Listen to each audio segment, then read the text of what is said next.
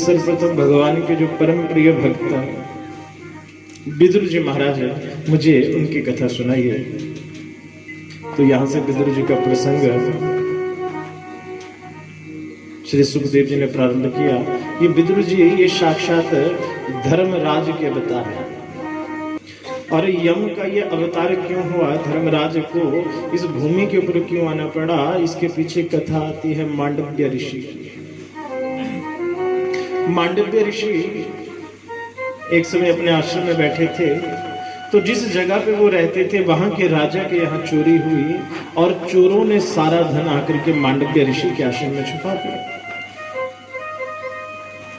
अब जैसे ही सारा धन वहां पे छुपाया, सैनिकों को पता चला, सैनिक दौड़ते हुए आए और सैनिकों ने मांडव्य ऋषि के आश्रम में जब सारे धन को देखा तो उन्हीं को चोर समझ करके उनको पकड़ करके ले गए। राजा ने मृत्यु दंड दे दिया।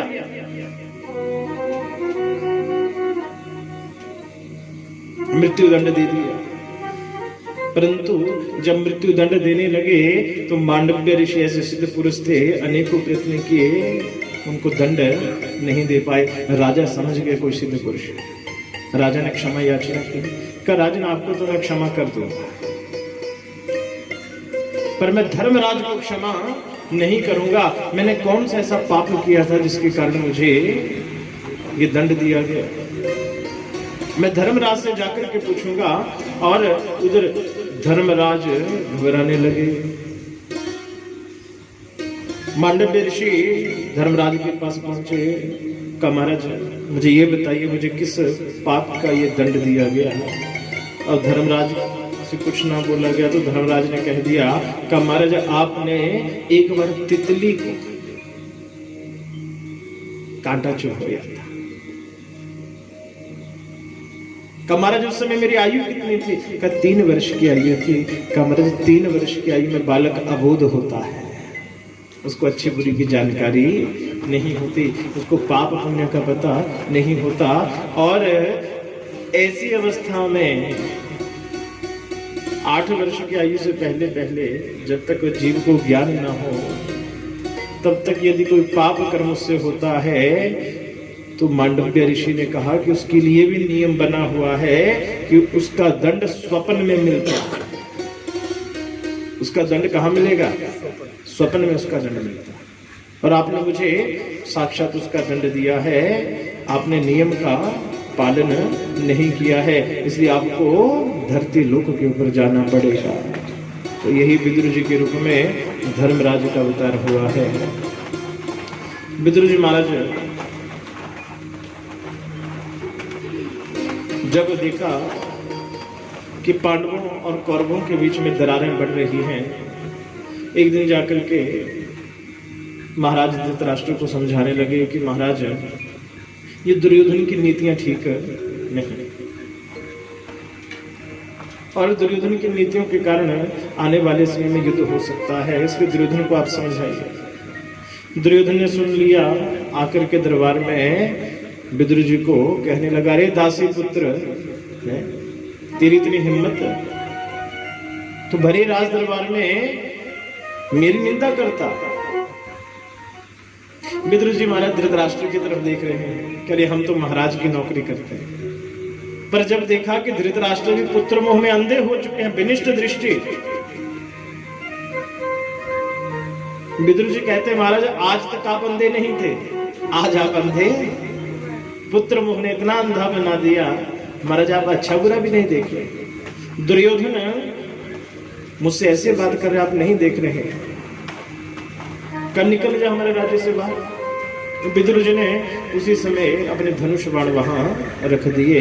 धनुष बाण रखने का भाव क्या कि महाराज मैं निष्पक्ष होकर के जा रहा हूं, अगर कल को युद्ध होता है तो घबराना मत, ना मैं पांडवों की तरफ से लड़ूंगा ना मैं कौरवों की तरफ से लड़ूंगा।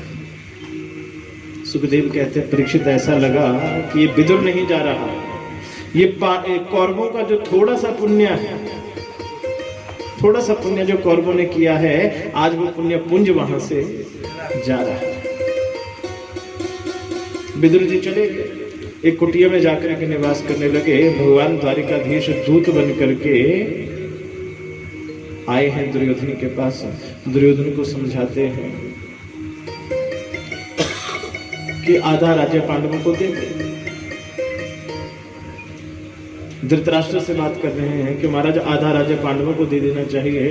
दुर्योधन उठ करके खड़ा हुआ, कहा केशव स्पष्ट कह देता हूं, बिना युद्ध के सूर्य के अग्रभाग के समान भूमि नहीं दूंगा।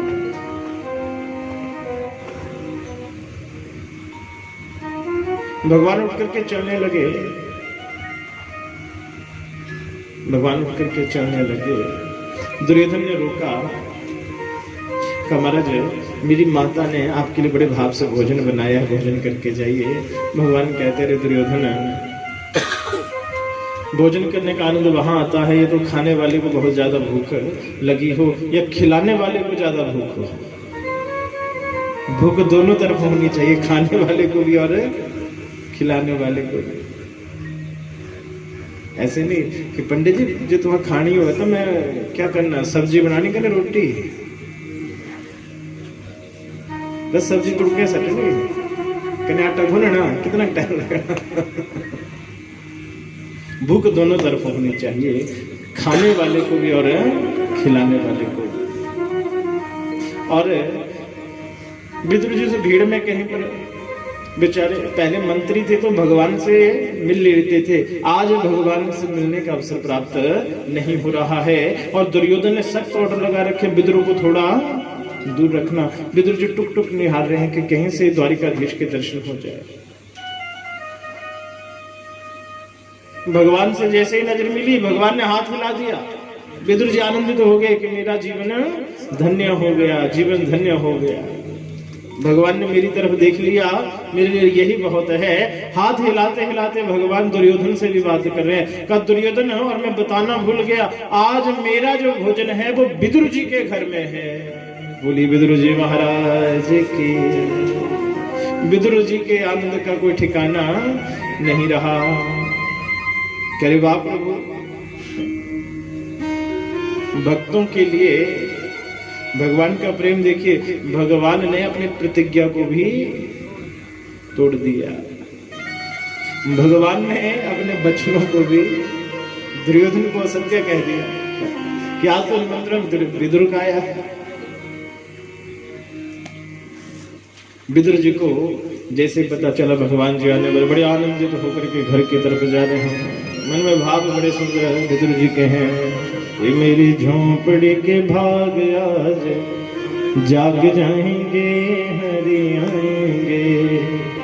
ओ मेरी झोंपड़ी के भाग आज जाग जाएंगे, हरि आएंगे। हरि आएंगे, आएंगे, हरि आएंगे, हरि आएंगे, हरि आएंगे। ओ हरि आएंगे, आएंगे, हरि आएंगे, हरि आएंगे, आएंगे, हरि आएंगे। ओ मेरी झोंपड़ी के भाग आज जाग जाएंगे, हरि आएंगे। मेरी झोंपड़ी के भाग आज जाग जाएंगे, हरि आएंगे। घर पहुंचे, घर में जाकर के अपनी पत्नी विदुरानी को सब कुछ बतलाया कि भगवान आज हमारे घर में भोग के लिए आ रहे हैं, तो जो घर में है फटाफट बना दे। विदुरानी कहते महाराज घर में तो कुछ भी नहीं, पर हाँ आप बाजार से लेकर के आइए, तब तक मैं तैयारी करती हूँ। अब विदुर जी बाजार चले गए। विदुरानी घर में झाड़ू पोछा करने लगी और मन में भाव भी गा रहे हैं, ओ मेरी झोंपड़ी के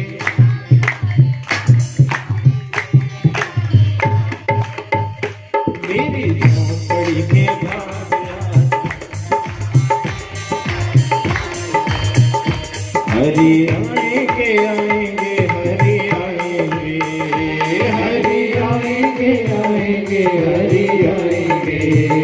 चंदन की चौकी पे हरि को बिठाऊंगी, चंदन की चौकी पे हरि को बिठाऊंगी। मन में विचार करिए कि भगवान आएंगे तो मैं चंदन की चौकी पे बिठाऊंगी। चंदन की चौकी पे हरे को बिठाऊंगी, चंदन की चौकी पे हरे को बिठाऊंगी, अपने हाथों से भोग लगाऊंगी, अपने हाथों से भोग लगाऊंगी, ओ माखन मिश्री का भोग लगाऊंगी, माखन मिश्री का भोग लगाऊंगी। मेरी झोंपड़ी के बाद आज जाग जाएंगे, हरे आएंगे, मेरी झोंपड़ी के बाद आज जाग जाएंगे,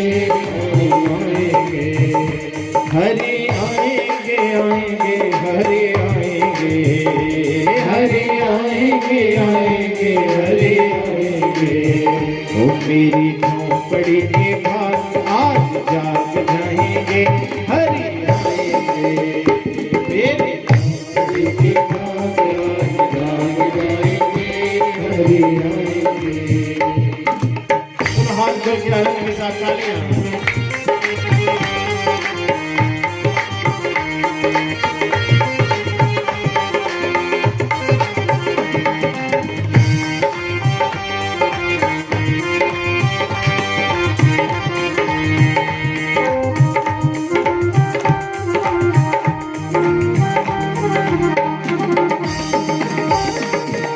विचार ही कर रही है, वो हरे आएंगे,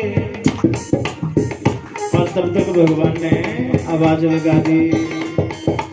अब जिस समय भगवान ने आवाज लगाई तो स्नान कर रही है और इतने आनंद में हो चुकी है, इतने आनंद में हो चुकी है कि अपने शरीर तक का आभास भूल चुकी है। जिस अवस्था में थी उसी अवस्था में भगवान के सम्मुख आकर के खड़ी हो गई। भगवान ने अपना पीतांबर उठाया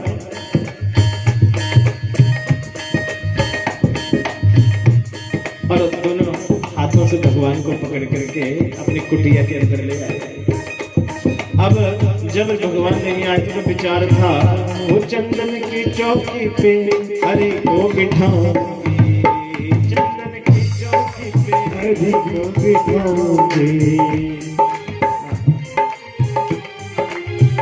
कि मैं भगवान को चंदन की चौकी पे बिठाऊंगा। अब टूटी फूटी एक चौकी निकाल के भी रखी थी। अब जैसे भगवान को अंदर लेकर के आई, भगवान को बिठाने लगी है, इतनी भाव में हो चुकी है कि भगवान को चौकी के ऊपर बिठाने लगी और बिठाते बिठाते खुद चौकी के ऊपर बैठ के भगवान को नीचे गीली भूमि के ऊपर बैठा दिया। बोलिए श्री बांके बिहारी लाल। जब भूख की बारी आई, भगवान ने कहा भूख लगी है। अच्छा भगवान भूख लगी है, वो तो भोजन कोई बात नहीं, मैं करती हूँ व्यवस्था। घर के पिछले भाग में गई, कच्चे पक्के जैसे भी केले लगे हुए थे, जैसे भी थे लेकर के आई, भगवान को खिलाने लगी है। और ऐसा भाव बन चुका है कि भगवान को खिला रही है, केला भूमि के ऊपर फेंक रही है और छिलके भगवान को खिला रही है। कि सबसे ऊंची प्रेम सदा के दुर्योधन घर मेवा त्यागा, दुर्योधन घर मेवा त्यागा, साग विदुर घर खाई, साग विदुर घर खाई, सबसे ऊंची प्रेम सगाई, सबसे ऊंची प्रेम सगाई, सबसे ऊंची प्रेम सगाई। भगवान अपने जिस तरह से विदुरानी अपने भाव को भूल चुकी है, अपने आप को भूल चुकी है, भगवान भी अपने भाव विभोर हो गए कि भगवान भी अपने आप को भूल चुके हैं। विदुर जी आए देखा, उस दृश्य को देख करके सर्वप्रथम तो नेत्र सजल हो गए विदुर जी के। रोते रोते आए, भगवान के चरण पकड़ी का, प्रभु ये तो पागल है, ये तो पागल है प्रभु, आप तो ध्यान देते। एकदम से ध्यान दोनों का टूटा कि अरे क्या हुआ। भगवान कहते रहे विदुर जी की, आज तक भोजन का दो ही जगह आनंद आया, एक आया था शबरी के बेर खाते हुए और दूसरा विदुरानी के केले खाते हुए। का प्रभु ध्यान से देखी, केला तो एक भी नहीं खाया, का जो भी खिला रही थी बड़ा मीठा था।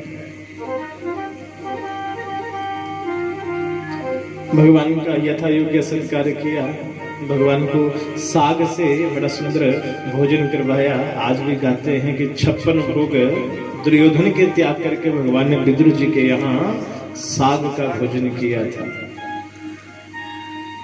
भगवान इतने आनंदित हुए, विदुर जी को ना तो भगवान छोड़ करके जाना चाहते हैं, ना विदुर जी भगवान को विदा करना चाहते हैं। जब भगवान चले, विदुरानी बार बार भगवान की तरफ देख रही है और भगवान भी बार बार विदुर जी की तरफ देख रहे हैं। भगवान ने विदा ली।